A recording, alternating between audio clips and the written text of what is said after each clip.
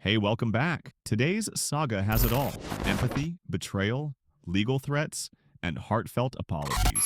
James Charles just dropped a bomb. He's finally speaking out, suing Zack Sellers and sharing DM receipts. We'll walk through why he stayed silent, how his DMs reveal his thought process, and what this lawsuit means for everyone involved. Trust me, you'll want to stick around. Before James spoke up, he sat in silence for weeks. Here's why. On May 7th, Kayla Malec walked out of that courtroom victorious, with Evan Johnson convicted of domestic assault and handed an 18-month sentence. In the eyes of the law, her story was validated. Any online chatter risked influencing that delicate balance. As a public figure, every word James utters can be subpoenaed or twisted, he tells us. Court this week. Anything I or anybody else says online can and probably will be used by either Evan's defense attorney or the judge to affect the outcome of its ruling. And I didn't want to put Kayla at any risk for that. I hate that I'm getting online and filming this video right now, but I truthfully have no other choice because I've also spent the last several weeks trying to get in contact with the only person involved in this that actually matters and needs to hear the truth, and that's Kayla Malec. And she has been unwilling to have a conversation with me. James's choice to stay silent wasn't cowardice. It was respect for a survivor's fight.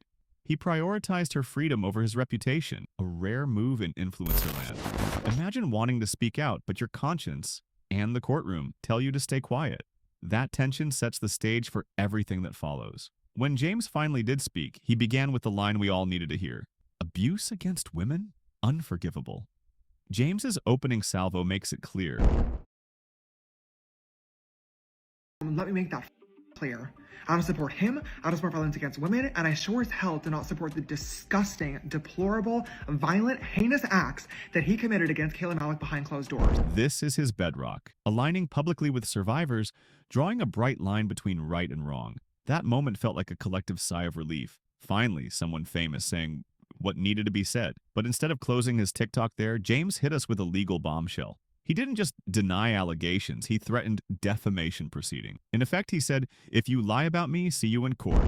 I am suing Zack Sellers and anybody else that thinks it's funny or entertaining to get online and spread defamatory and slanderous lies, misinformation, completely bullshit up stories for the sake of views, likes, engagement, and galaxies. I'm done. This shifts the story from personal remorse to a public power play. One side wielding the law like a sword. It's like calling your lawyer when someone at the playground calls you names. Suddenly, it's way more serious than you'd thought. Then came the behind-the-scenes messages, James's attempt at transparency. In January, James invited Kayla and Evan to star in a sweet Valentine's promo for his painted brand.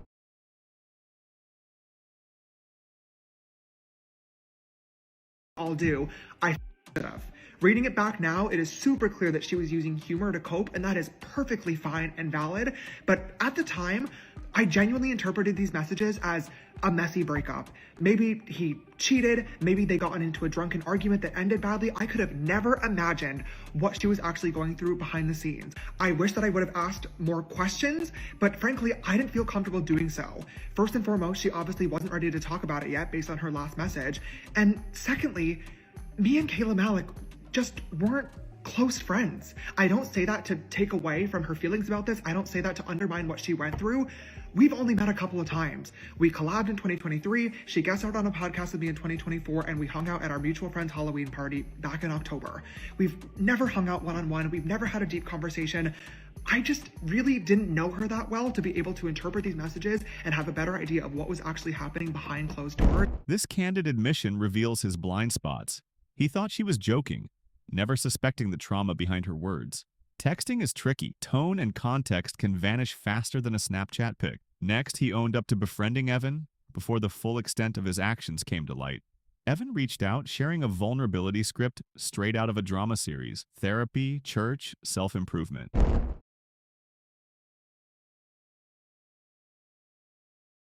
Before I ever learned about any of the violence that was going on behind the scenes. He reached out to me a couple of days later asking me for advice and told me the same exact story that Zack Sellers believed and then repeated on the Be Better podcast, which was that the relationship was toxic, they both said things and did things that they shouldn't have, and a bunch of other stories that genuinely made me believe Evan Johnson was the victim in the situation. He told me that he moved back to Nashville to go to church and get therapy and try to become a better man, and he seemed vulnerable. He seemed real, and he seemed scared that Kayla was going to get online and start telling lies about him, and he knew exactly what to say to relate it back to a situation that I was in that made me have sympathy for him and be on his side. I feel so dumb for ever believing him, but when I was in a similar situation, all I cared about was anybody treating me like a human being and hearing me out and being there for him, so that's what I tried to provide. We became closer, we would start FaceTiming, he was very impressed, and eventually he told me that he wanted to come out to LA to escape and get his mind off of things for a weekend, so I invited him out. All we did was sit on the couch, order food, watch movies. James's instinct to help a struggling friend is human, but empathy without boundaries can lead you into dangerous waters. Ever tried helping someone and realized too late they weren't who you thought? We've all been there. But that weekend in LA exploded the fantasy. James spotted lies, conflicting stories, missing details, and the unspoken, Kayla's anger. I started to notice that some of his stories were not exactly lining up. There were inconsistencies, and I started to get worried that I might be on the wrong side of things, and that was confirmed as soon as Kayla noticed that he was at my house and I had to lie to her. I didn't know what to do. I realized then that I was in the middle of a very situation that I should have never gotten involved with in the first place, but this man was staying with me and I didn't know how to get out of it. Later on that night, I told Evan straight up I was uncomfortable, I was upset that I had to lie to her, and that we could not hang out any further. He respected that, and the next morning, he flew home. As soon as Evan left LA, I immediately started making myself unavailable to him because I recognized that he was not the man he was telling me he was. But it wasn't until a month later, when Kayla uploaded her video, He Doesn't Love You, that I actually got to sit and watch how much of a monster he is. This is the pivot. The moment helping turns into self-preservation. When the rose-colored glasses come off, everything looks a bit thorny. For weeks, James tried to reconnect, only to be left on red. He sent a warm, supportive message. No hidden agenda, just concern. Hi, Kayla. Hey, Kayla. We just finished with our interview, and oh my gosh. we just want to let you know that we love you and we support you and we're here for you if you need anything. Thank you. I love you guys so much, and I'm like really excited to see you guys. Yes, I love you, Kayla. I love you guys. Have a good day. Have a nice Thank day. you too, guys. Love you all. Even after all the drama, genuine concern shines through, though silence can be its own message. Ghosting hurts, but sometimes stepping back is part of self-care. Meanwhile, Zack didn't hold back, live streaming receipts and rallying for justice. He publicly called out James's early support for Evan, and even a touring show.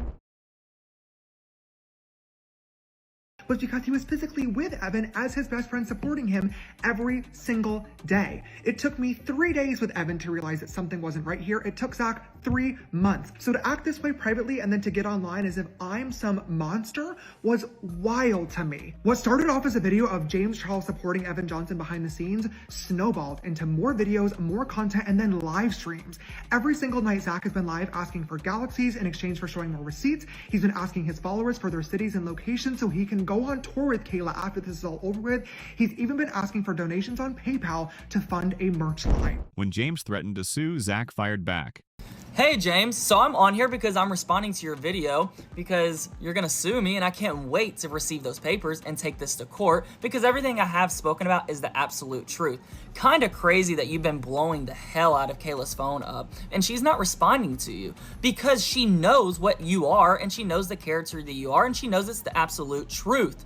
And then you wanna bring up Kayla's messages, my messages, but where are your and Evan's messages off Instagram? Oh wait, it was vanish mode. But just because it was vanish mode does not mean that we can't get a hold of those messages. Because when this goes to court, we will be able to get all of your Instagram messages. And I'm scared for whenever they get over to your Instagram and see all of your Instagram messages and all of your vanish mode because you don't want no one to take screenshots because who you think you are and who you are. But I'm scared that there's going to be all these little kids that are going to have to come forward because of all your past allegations. They're going to also look at characters. They're going to look at my character from the past, and they're going to look at your character from the past. And your character from the past is absolutely sick. This isn't just online drama. It's a legal and moral duel, each side staking truth as their weapon. When two titans clash, the sparks can fly and sometimes set the internet ablaze. So who wins? Legal vindication? Audience sympathy? Real healing? True justice means accountability, empathy, and the willingness to learn from mistakes. Whether you side with James's growth or Zack's persistence, remember, behind every tweet and lawsuit is a person with real feelings and real trauma. Let's root for empathy, not just outrage, because compassion changes lives. There you have it. Empathy, missteps, conflict, and a legal showdown. Where do you stand? Hashtag Team James, hashtag Team Kayla, or somewhere in between? Drop your thoughts below. Let's keep it kind and thoughtful. If this felt like a helpful heart-to-heart, hit like, subscribe, and tap the bell so you never miss our deep dives. Love you all. See you in the next one.